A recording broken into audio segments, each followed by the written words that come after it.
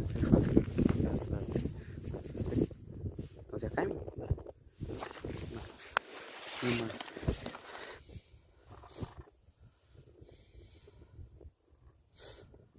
Ну, наверное, пора.